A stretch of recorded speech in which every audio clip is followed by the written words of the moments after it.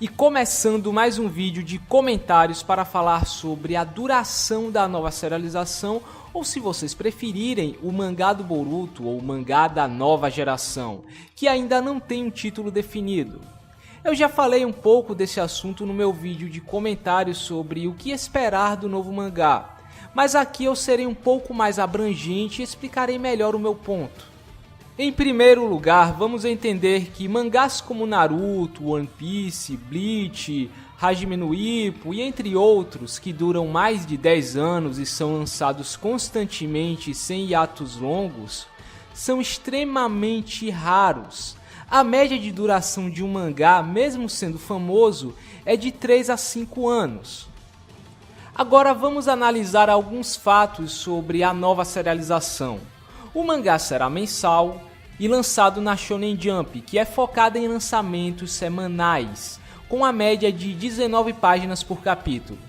Por si, esse é um lançamento que é atípico na Shonen Jump, e também significa que o mangá terá cerca de 20 a 30 páginas por capítulo, mas aqui vamos arredondar para 30 páginas, que é o padrão da Jump Square, da Jump SQ. No caso de eventualmente o mangá ser transferido de revista.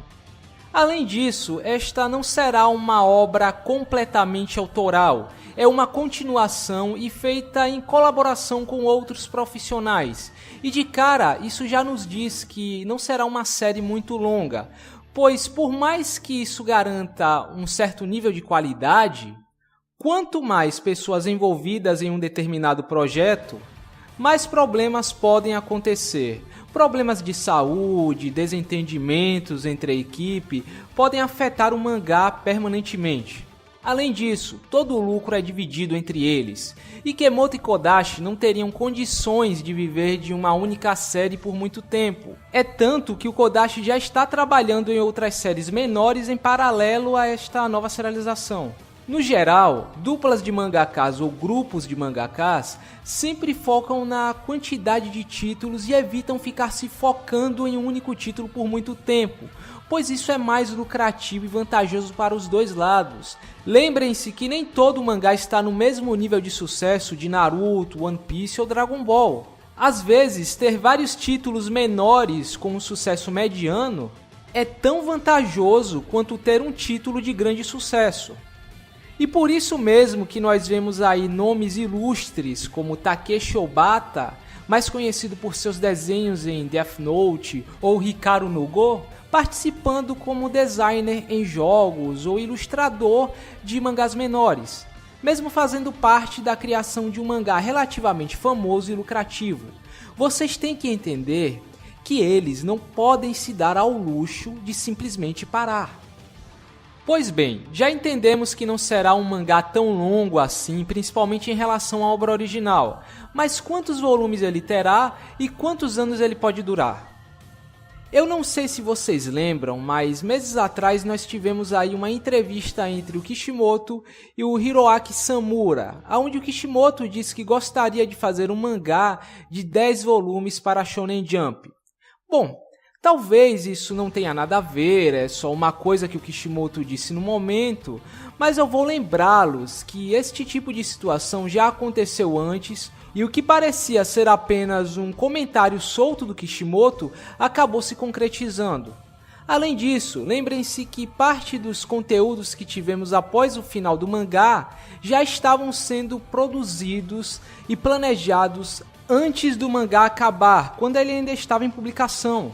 Então, eu acho que é bem óbvio que uma continuação já estava sendo cogitada antes mesmo do mangá acabar. Inclusive, um dos assistentes do Kishi e o seu editor na época deixaram bem na cara em comentários no Twitter na mesma semana em que o mangá acabou, já falando em continuação, que ainda estava cedo demais para uma continuação, mas nunca descartando a possibilidade. Agora pensem comigo. Digamos que este mangá comece lá pelo dia 23 de abril, assim como aconteceu com Gaiden, e tenha por volta de 30 páginas por capítulo. Não se esqueçam que mangás nesse formato costumam ter cerca de 3 ou 4 capítulos por volume, já que cada capítulo possui mais páginas do que um mangá no formato semanal. Então, até o final do ano, nós teríamos por volta de 9 capítulos, o que dá uns 2 volumes e uns quebrados, levando em conta que talvez em dezembro nós não tenhamos o 9º capítulo, dependendo da data de lançamento.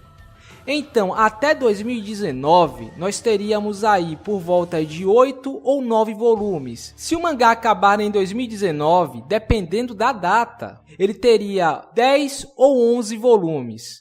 Mas por que até 2019? Em 2019, Naruto estará fazendo 20 anos, uma data icônica para a franquia e, ao meu ver, o melhor momento para se encerrar a sua sequência. Comercialmente falando, seria uma bela jogada de marketing. Mas será que essa quantidade de volumes não é pouco demais para os padrões de Naruto?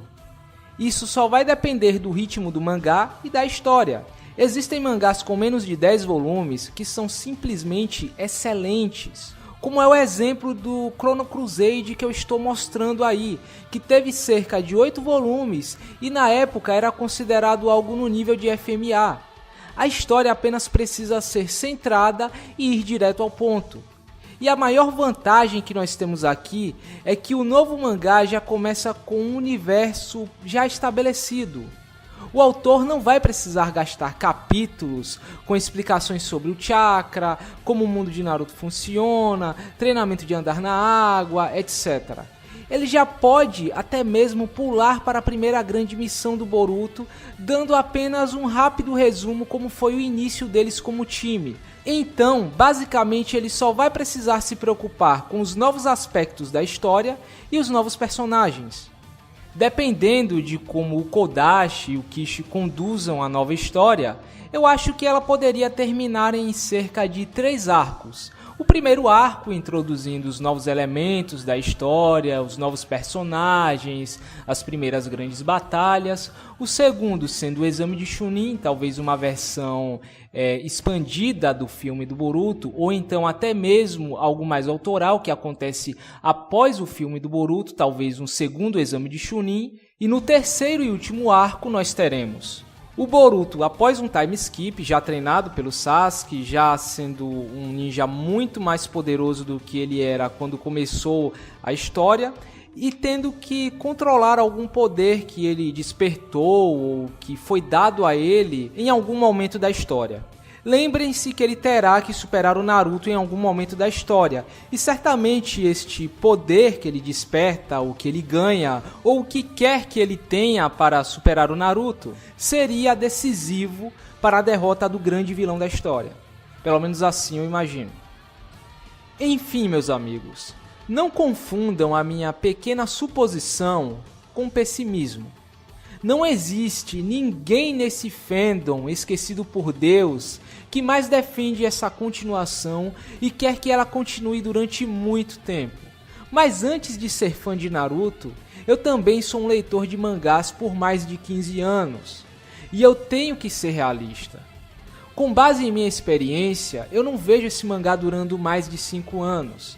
Eu também deixo claro que eu não sou o dono da verdade, eu não sou o guru do mundo dos mangás, eu sou apenas um leitor como vocês, mas que talvez leia mais e se informe mais sobre o mundo dos animes e dos mangás. E assim eu fico por aqui e eu espero que vocês tenham gostado desta minha pequena suposição.